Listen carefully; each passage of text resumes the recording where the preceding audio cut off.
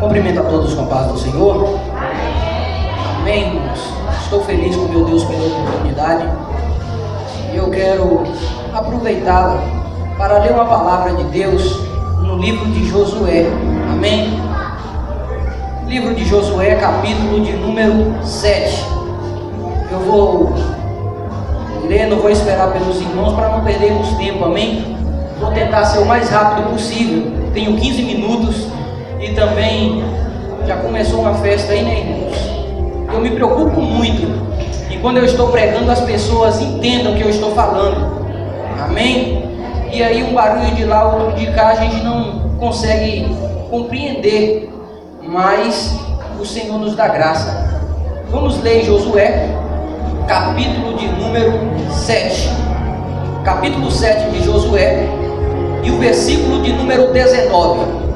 Escrito está: Então disse Josué a Acã: Filho meu, peço-te glória ao Senhor Deus de Israel, e faze confissão perante ele, e declara-me agora o que fizeste, não me ocultaste. Mais uma vez. Então disse Josué a Acã: Filho meu, peço-te glória ao Senhor Deus de Israel, e faze confissão perante ele, e declara-me agora o que fizeste, e não me ocultaste. Amém? Glória a Deus. Estamos diante de um texto muito conhecido da palavra de Deus. Ora, nós acabamos de ler em Josué, capítulo de número 7.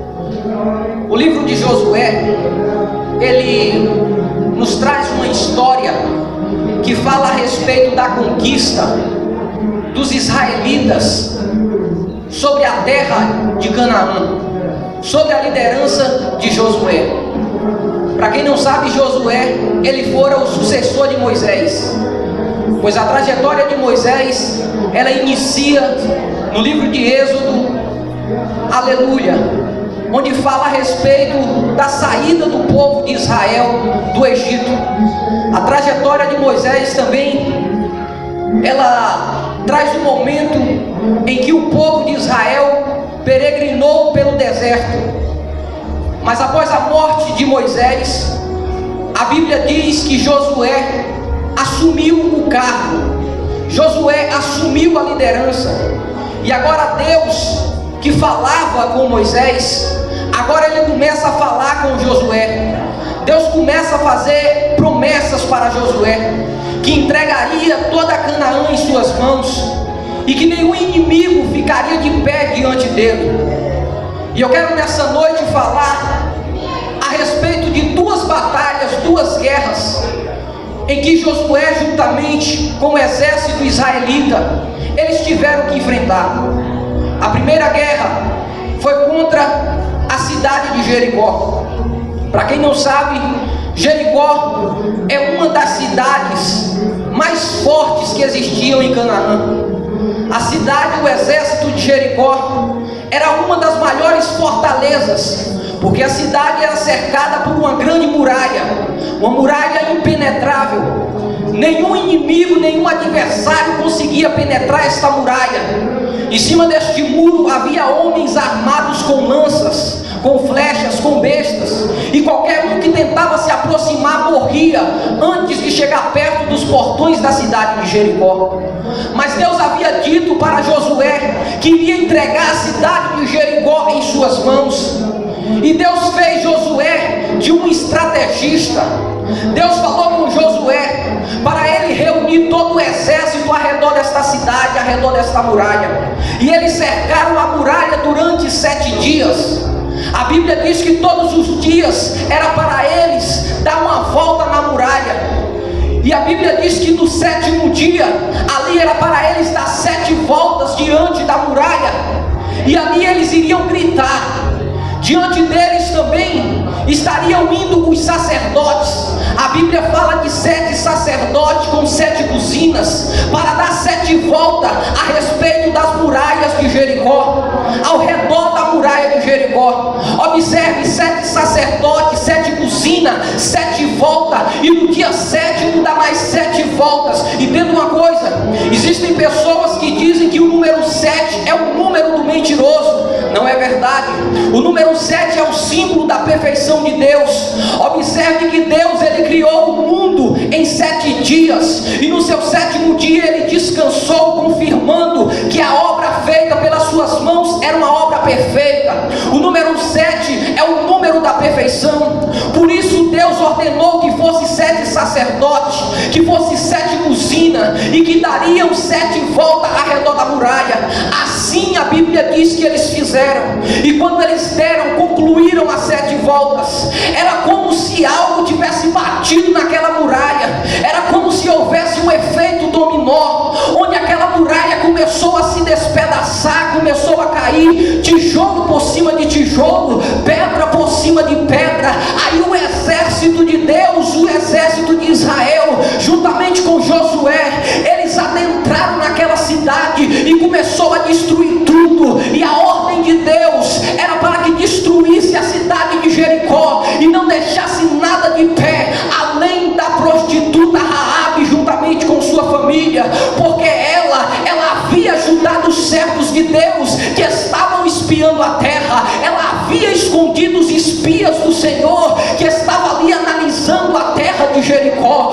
Observe uma coisa, queridos: somente, aleluia, Raabe iria ficar viva naquela cidade. A Bíblia diz que a ordem de Deus era que destruísse tudo, porque aquela cidade já era um anátema. A palavra anátema, ela quer dizer maldição, aleluia. E Deus havia dado uma ordem para o povo não tomar nada daquela cidade, não ficar com nada daquele povo, porque era anátema, porque era maldição. Deus falou: olha, vocês vão vencer a peleja, a batalha, agora vocês não vão tomar os espólios de guerra. O que é espólio de guerra? São coisas que quando um exército se enfrenta com outro, aquele exército que é derrotado, ele deixa suas armas, as suas riquezas, ele deixa o seu gado, e ali aquele exército que venceu, ele toma aquelas armas, ele toma, aleluia, as riquezas, o ouro daquele outro exército derrotado. Mas Deus falou: olha,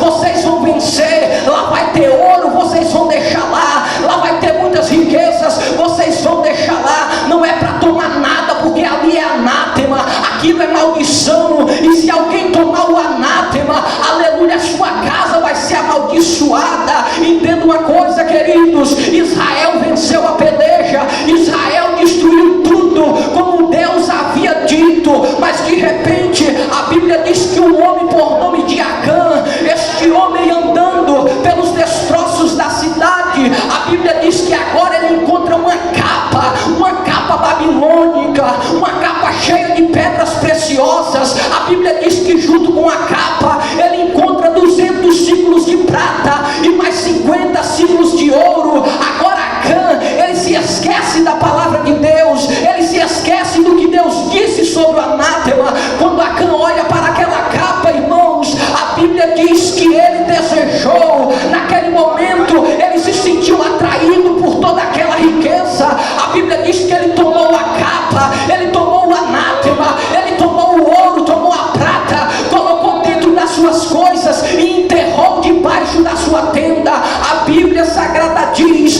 que o povo venceu a peleja contra Jericó. Observe uma coisa: tinha mais uma batalha contra a cidade de Ai. A Bíblia diz que contra Ai, o exército de Ai era muito inferior ao de Jericó. Observe que Josué havia enviado espias até Ai, e os espias disseram: olha, Josué, não é preciso que mande o exército todo, só é preciso enviar 3.000 homens, porque o exército de Ai é muito pequeno, é muito fraco, eles são vulneráveis, nós vamos vencer facilmente. Assim aconteceu. A Bíblia diz que Josué apenas enviou 3.000 homens, e a Bíblia me faz entender, queridos, que quando começa a batalha, aleluia, Deus já não estava mais com o povo de Israel, porque haviam tomado o anátema, havia tomado aquilo, aleluia, que era um pecado diante de Deus. Observe uma coisa: a Bíblia diz que o povo de Ai destruiu, arrasou com o exército, aleluia, israelita. Naquele dia morreu muitos homens, naquele dia muitas pessoas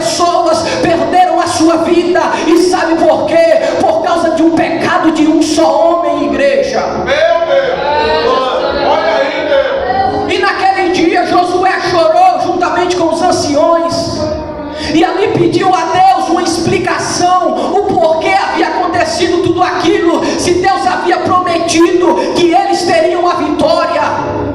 E Deus, naquele momento, Ele chama a atenção de Josué e pede para o povo santificar, porque existia um anátema, existia uma maldição no meio do povo de Deus, e eles não sabiam que aquilo havia acontecido por causa dessa maldição, por causa desse pecado. E agora Josué reúne toda a congregação, e Deus mostra a Josué, direciona uma tribo, caiu na tribo de Judá. A Bíblia diz que de repente Josué começa a interrogar o povo da tribo de Judá. Josué agora começa a chamar a atenção do povo. Chamou um, chamou outro, e de repente chegou na vez de um homem por nome de Acã. E quando Josué se aproximou de Acã, ele disse: aleluia, Acã, eu peço de que você dá glória a Deus. Eu peço que você não esconda nada. Eu peço que você, aleluia, confesse o que foi que aconteceu. Eu peço que você dá glória a Deus. E naquele momento Acã não dá glória a Deus, igreja. Naquele momento Acã começa a confessar o pecado. Naquele momento Acã, ele começa a dizer que ele foi atraído pela capa babilônica. Ele começa a dizer que foi atraído pelo ouro. Ele começa a dizer que foi atraído pela prata. Entenda uma coisa, queridos. Muitas vezes acontecem tantos cultos maravilhosos, onde Deus fala, onde Deus trabalha, onde nós sentimos a presença de Deus, mas muitas vezes não temos nem ânimo de glorificar a Deus. Será por quê? Porque existe um anátema no meio do povo de Deus, existe uma capa, existe algo que está impedindo você de adorar, existe algo que está impedindo você de exaltar, existe algo que está trazendo tristeza para o seu coração, existe algo que está abatendo a sua alma. Assim estava na mente de Acã. Ele sabia que tinha pecado, ele sabia que tinha tomado anátema, e quando Josué disse dá glória a Deus, ele não teve condições de adorar. Você sabe o que é isso? Tem crente que entra na igreja, ele já não tem mais condições, até que ele tem vontade, mas não tem a coragem de adorar. Por quê? Porque tomou uma decisão errada, porque trilhou um caminho errado e agora está sofrendo as consequências. Eu quero te dizer uma coisa, meu querido. A Bíblia diz que ele havia tomado o anátema, e por causa desse anátema muita gente havia morrido. Eu quero ser bem sincero para te dizer aqui uma coisa.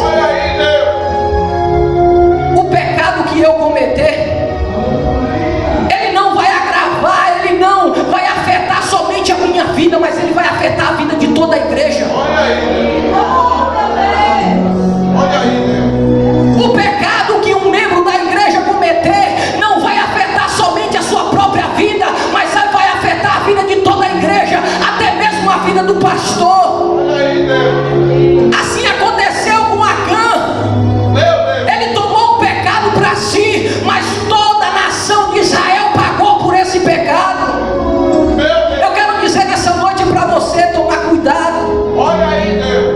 Tome cuidado. Pense bem antes de fazer algo que não é da vontade de Deus, porque você pode estar prejudicando toda a sua família.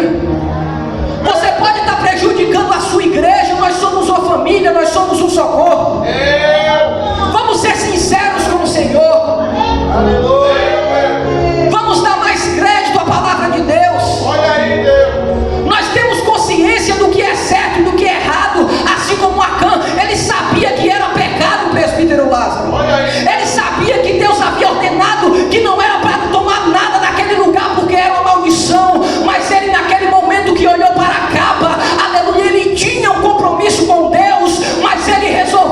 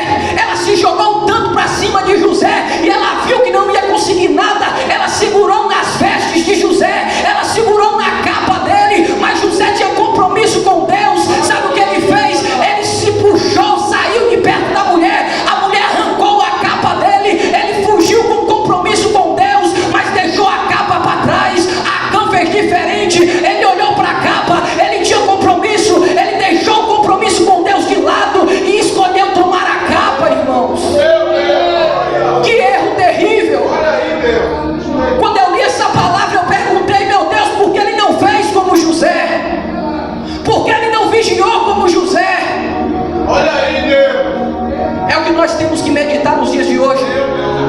Porque muitas pessoas, ao invés de tomar a capa, de tomar o pecado, não fica com compromisso com o Senhor.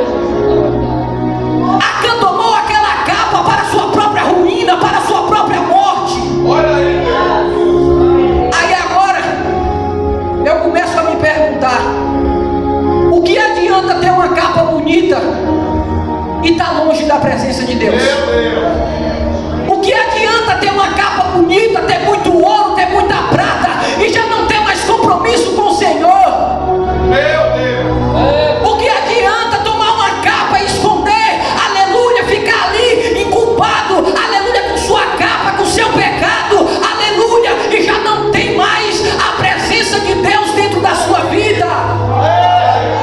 Já não ouve mais a voz do Senhor, já não sente mais o toque do Espírito Santo, já não sente mais a unção de Deus. Para que serve uma capa dessas, irmãos? É para honra ou para desonra? Nós temos que tomar cuidado nos dias de hoje. Nós temos que tomar cuidado nos dias de hoje, porque muitos estão trocando a vida com Deus por qualquer coisa aí da terra. Existe muita maldição, muito anátema que está sendo oferecido aí fora, e muitas vezes o crente olha e ele se sente tentado, ele se sente atraído, e ele sente o desejo de abandonar o compromisso com Deus para tomar essa maldição para a sua vida. Por causa disso, muitos estão sofrendo as consequências nos dias de hoje.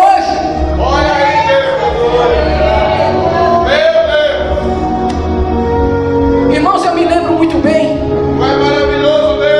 A Bíblia diz no livro de Marcos, capítulo 10, que Jesus estava passando pela mesma cidade que foi destruída, Jericó. E a Bíblia diz que quando ele estava passando ali, havia um homem cego que estava na beira do caminho. Ele ouviu que Jesus estava passando e começou a clamar: filho de Davi, tem misericórdia de mim. Filho de Davi, tem misericórdia de mim. Filho de Davi, tem misericórdia de mim. E teve gente ali naquele momento, irmãos, que começou a repreender, começou a tentar fazer ele parar de dar glória a Deus, começou a tentar fazer ele parar de adorar. Talvez porque talvez não tinha coragem de adorar como Acã, talvez estava com a capa, talvez estava com o pecado, mas naquele momento o cego continuou adorando, continuou clamando. Sabe o que aconteceu? Jesus chamou aquele homem, irmãos. E quando Jesus chama aquele cego, é o que mais me chama a atenção. A Bíblia diz que ele se colocou de pé, ele lançou de si uma capa, ele lançou para trás essa capa e correu em direção a Jesus. Sabe o que é isso? Quem quer adorar não se importa com o que está sendo ficado para trás. Quem quer adorar não se importa com o que está deixando para trás, não se importa com o que está renunciando. O apóstolo Paulo, ele disse: esquecendo-me das coisas que ficou para trás, eu corro e sigo em direção ao alvo, que é Cristo. Aquele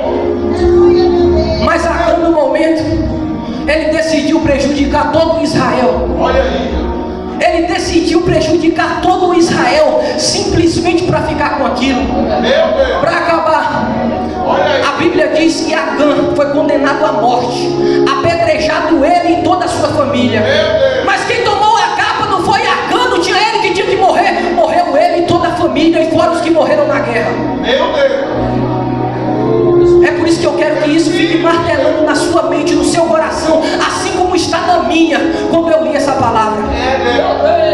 Tome cuidado. Cuidado com a sua decisão. Cuidado com o caminho que você anda trilhando, com o que nós andamos trilhando, com aquilo que nós, aleluia, falamos, com aquilo que nós comentamos. Cuidado com o anátema, cuidado com a maldição. Muitas vezes nós tomamos uma maldição para a nossa vida, sem sabermos o que está fazendo, porque não estamos dando atenção à voz de Deus. A palavra está sendo pregada, o pastor está falando, os obreiros estão ensinando, a palavra está sendo pregada, mas muitas vezes o povo está com os olhos fechados, muitas vezes, aleluia, está cometendo pecado e ficando de trás da capa, muitas vezes, aleluia, está usando a capa para se esconder. Escute uma coisa, querido, capa não serve para você, você é crente, você é servo de Deus, e servo de Deus não precisa de capa, porque ele, aleluia, tem uma vida transparente diante do Senhor. Quando o servo de Deus ele usa uma capa, ele está enganando a si mesmo, pastor. O que adianta eu usar uma capa aqui na frente? Ou melhor dizendo, o que adianta eu levar uma vida de hipocrisia, de mentira, uma vida fajuta, uma vida, aleluia, o que adianta eu mostrar uma coisa que eu não sou, quando na verdade o Senhor, ele está olhando e está dizendo: não é isso que você está falando, não é isso que você está vivendo, não. Escuta uma coisa, querido, no livro de Hebreus, capítulo 4, versículo de número 12 e 13, diz que a palavra de Deus, ela é viva, ela é eficaz, ela é mais penetrante do que a espada alguma de dois gumes, ela penetra até a divisão da alma, do espírito, entre juntas e medula, ela é apta para discernir os pensamentos, as intenções do coração, e não existe criatura alguma encoberta diante dele. Antes todas as coisas estão nuas e patentes diante dos olhos com quem temos de tratar. E aí, para que serve minha capa? Será que vai esconder algo de Deus? Meu Deus! Aleluia! Para que serve? Olha aí, Deus! Só serve para uma coisa: para me enganar. A minha capa, ela serve para enganar eu mesmo. Olha aí, Deus! Porque eu acho que eu estou escondendo, mas o Senhor está vendo tudo, irmãos. Olha aí, Deus! Muitas vezes nós achamos que estamos escondendo, mas o Senhor está olhando.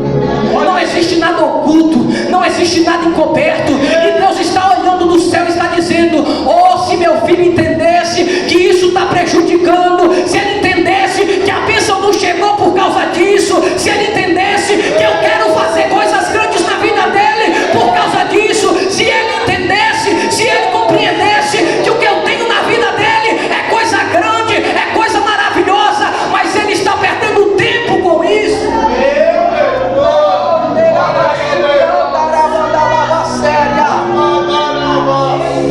Escute uma coisa: se nós entendêssemos o que o Senhor tem para fazer na nossa vida, nós não perdíamos tempo com tantas outras coisas. Olha aí! Mas maravilhoso, Deus! Isaías, ele disse algo interessante. Ele disse que o povo de Israel não entende.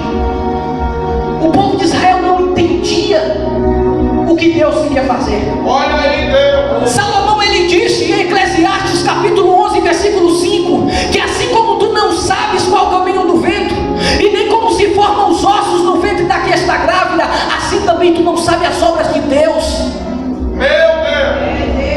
Talvez está tudo dando errado na tua vida. Neste momento você acha que o mundo vai desabar sobre a tua cabeça. Talvez você acha que neste momento você é a pior pessoa que existe na face da terra. Mas eu quero te dizer uma coisa, querido: você não sabe qual o trabalhar de Deus, você não sabe o que Ele tem para a tua vida, você não sabe que o que Ele está permitindo é para te ajudar, é para te ensinar, é para te instruir, porque o deserto que você vai trilhar, aleluia, não é de um dia, de 2 dias, é de muito tempo, porque só assim você vai entrar na terra prometida, porque só dessa forma você vai receber a bênção de Deus. Escute uma coisa, aí fica o conselho: não perca tempo com os espólios, aleluia, que são amaldiçoados, com as coisas que são deixadas no mundo para você.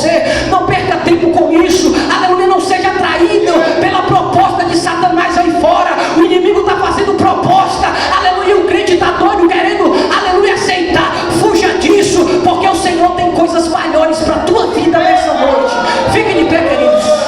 Fique de pé nessa noite. Aleluia. Vocês me dão tempo, só mais um pouquinho, só mais 3 minutinhos. E Débora, louva aqui um hino. Em nome de Jesus. Para nós encerrarmos aqui. Em nome de Jesus, dessa forma. Entregue nessa hora o seu caminho ao Senhor. Confia nele. Porque Ele vai fazer grandes coisas na tua vida neste momento. Entenda isso. Seja transparente diante de Deus. Não se entregue à proposta do inimigo. Porque o Senhor, Ele tem bênçãos maravilhosas para te entregar. Permaneça firme. Permaneça de pé na presença de Deus. Porque Ele vai te exaltar. Louvado seja Deus, glória. Espírito Santo de Deus. Grandioso és tu. Aleluia. Continue adorando, continue ligado no céu. O Senhor está aqui nessa noite. Aleluia. Ele se faz presente aqui, queridos. Minha fé não está firmada nas coisas que podes fazer. Feche teus olhos, fica em espírito. Eu aprendi